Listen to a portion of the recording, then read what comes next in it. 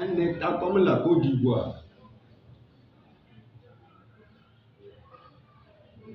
je pense, devrait être à sa place. Moi, c'est une recommandation que je suis en train de faire à tous les citoyens.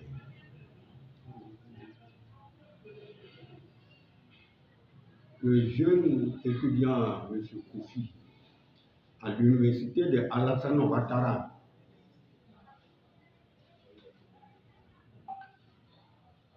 cherche à s'inscrire sur la liste des hommes de lettres.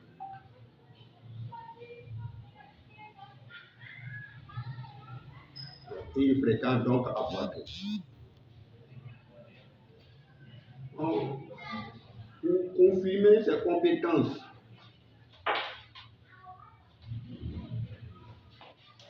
il se prononce sur la question igualitaire.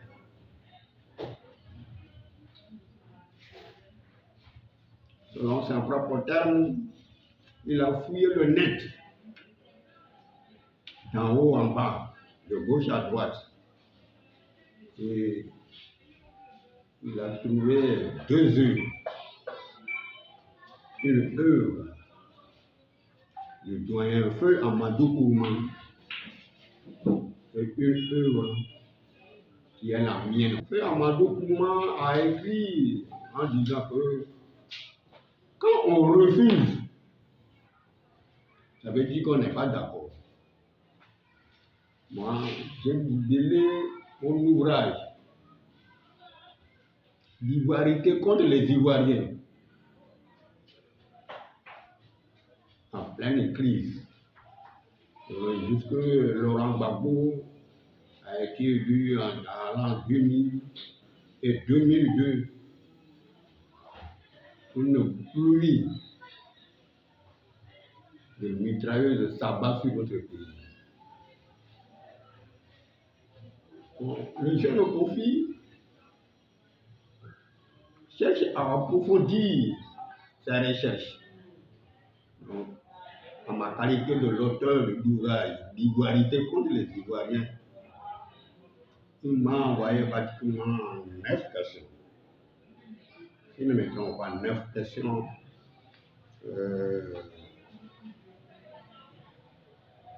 qui souhaiterait que moi-même,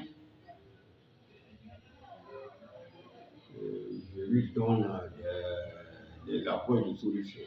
Je dis approches de solution parce que nous sommes en littérature. Nous sommes en littérature, que la littérature n'a pas un anglais de savoir. C'est comme la vie.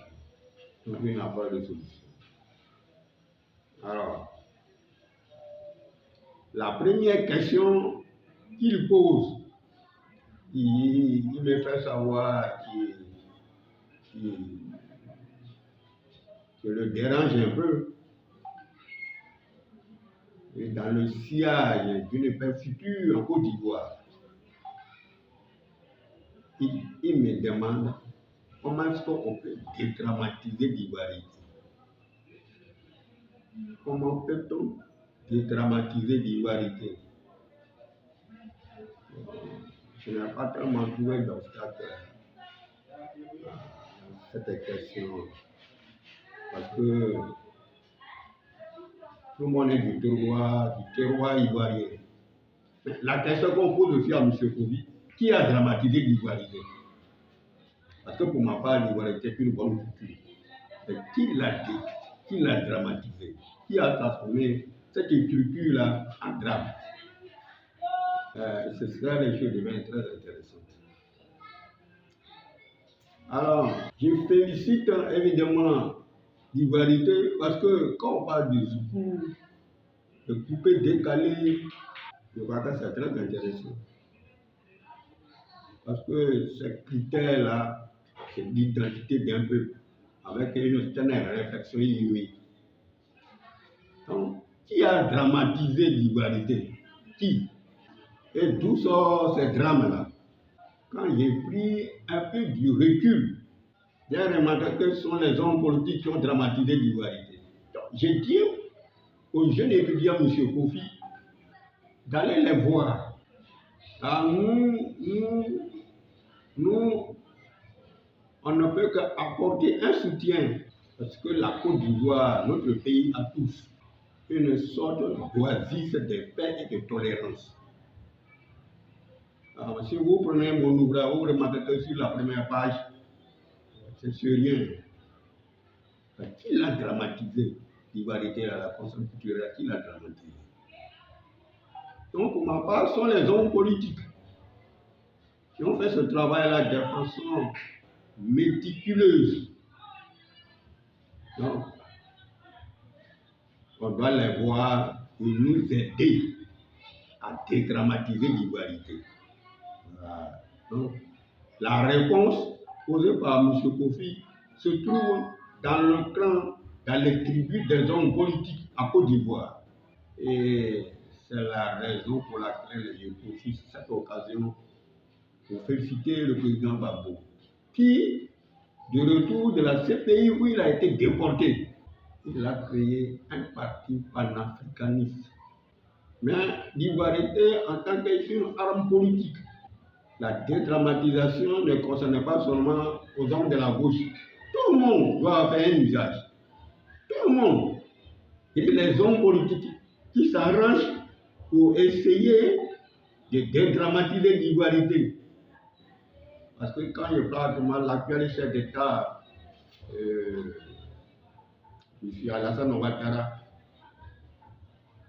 il a sa cote-part. Parce qu'il a créé les cas de séjour. Les cas de séjour sont axés sur l'ivarité. Ouais, comment chacun utilise cette culture de façon méticuleuse. Et on sait correctement les conséquences de ce cas de séjour. Une nuance et la distinction entre les Ivoiriens et les non-Ivoiriens. On fait une hiérarchisation des ethnies, et ainsi de suite. Donc voilà ce que je peux dire au bien évidemment de ce pays. Je le prie sincèrement d'aller voir les hommes politiques.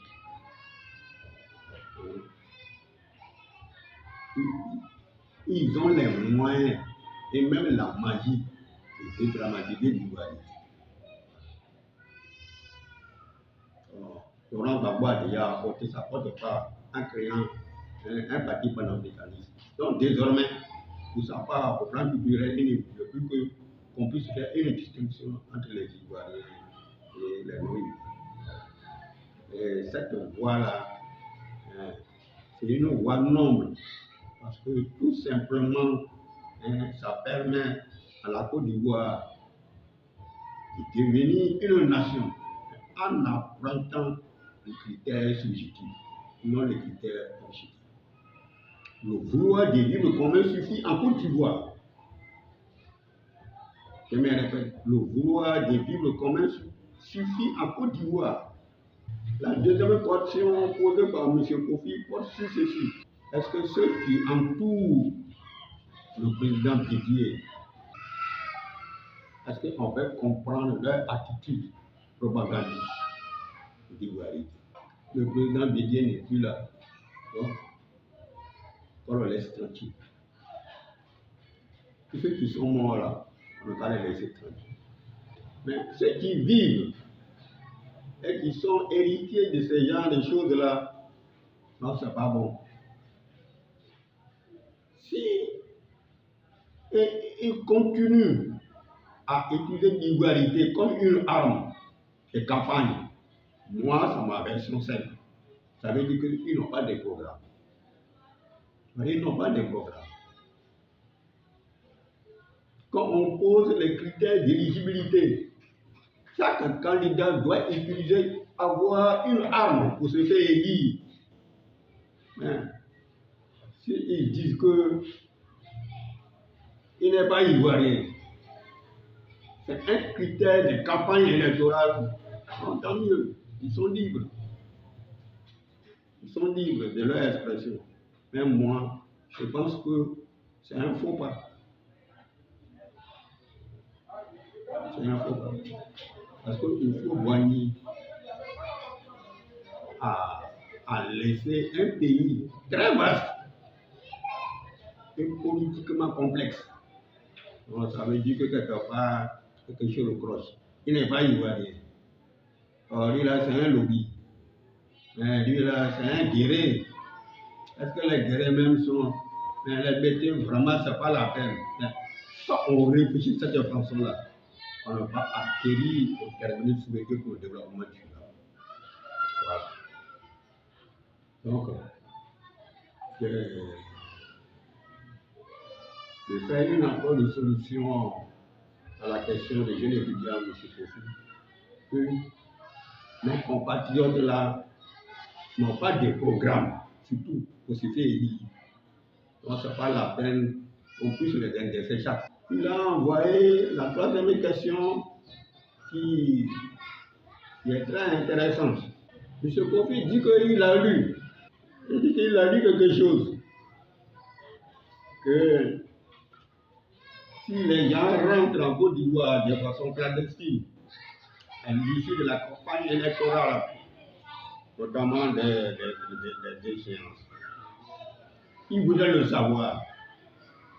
Si ce n'est pas pour frauder les élections, c'est ce qu'il a lu, du moins ce qu'il a entendu dans les propos des diplomates ivoiriens. Je le dis que bon, ce diplomate ivoirien, si c'est le président Laurent Gbagbo, il faut inscrire sa pensée dans un contexte historique.